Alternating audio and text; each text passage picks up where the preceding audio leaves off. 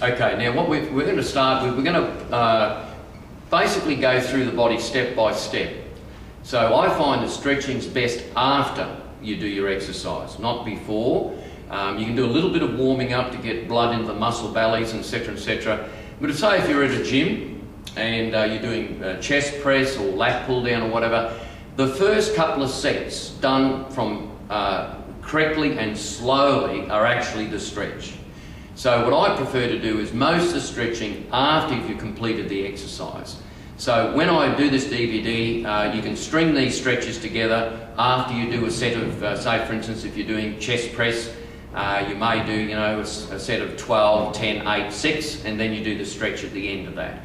Now, the chest muscle joins into the sternum here, goes across the front and hooks into the humerus over here. So therefore, the actual stretching a fan-shaped muscle, what I do is put my hand here against the side of the abdominal area and pivot on the foot and project the shoulder outwards like so. So when I project the shoulder outwards, I'm actually stretching the chest, and you can feel the stretch from here to here.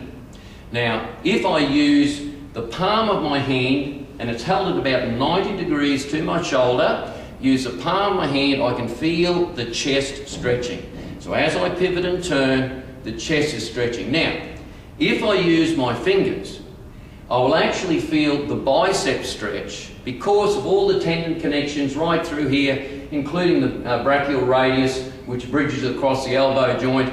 If I'm using my fingers, you will feel the stretch in the bicep more so than the chest. So there's two stretches here, one for the chest. Use the palm of your hand against a upright surface like this or a post, and keep the angle of the arm relative to your body at 90 degrees. Pivot your hip, turn and project the shoulder out, and as you feel that muscle stretch, that's correct. Now that's a chest stretch. Now if I want to do the bicep, I just use the fingers instead of the palm, fingers, and that connects all the tendons through. Same position there. When I do the fingers now, I can feel the bicep stretching. Okay, now the next section we're going to do the back, or the latimus dorsi, and also the triceps muscles. Okay, now with the lat spreads right across the lower back and it travels across the back, hooks in behind the humerus. The actual lat muscle actually pulls the humerus down like that. So when you're doing lat stretches, I like to think of a butterfly swimmer who's swimming, or a lifesaver on his board moving out into the sea. So that lat muscle is actually pulling the humerus down like that. Now, to stretch that effectively, just hang on to a post and just imagine you being pulled up as in water skiing, and we just put our butt down and hold it like that, and you'll feel the whole back stretching out, the whole lat muscle stretching out rather nicely. Alright, so you just hold it there and stretch out like so. Alright, now your tricep muscle, your tricep travels over the back of the elbow and has two heads. One head sits there near the humerus, the other head sits at the top of the scapula. So to stretch that properly, you've actually got to lift your arm up, hang on here to your elbow, and what I do is put my hand at the spine there and pull back. Now when you pull back, there's two ways that I'm pulling back, and I'm allowing my fingers to go down the spine, and at the same time what I do is push my elbow into my hand, so therefore I'm creating an isometric tension as well.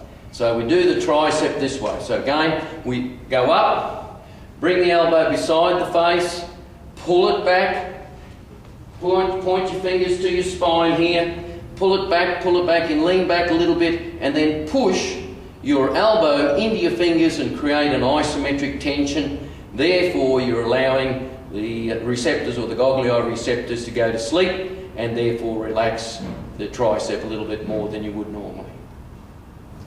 Now, for stretching the legs, there's several things that we'll do. Later on the DVD, we'll do advanced stretching, martial art advanced stretching, which is considerably more detailed.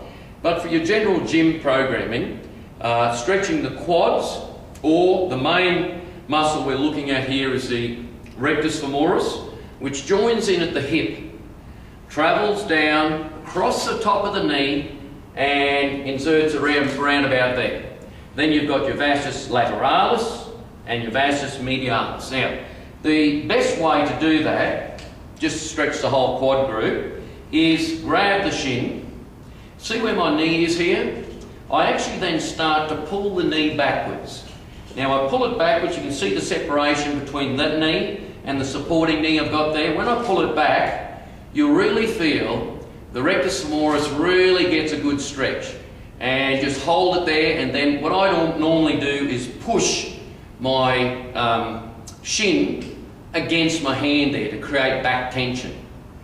Alright, so we hold it there like that, and hold it, and hold it, and relax. And do that a couple of times. Every stretch should be done 2 to 3 times, holding it 4 to 5 seconds.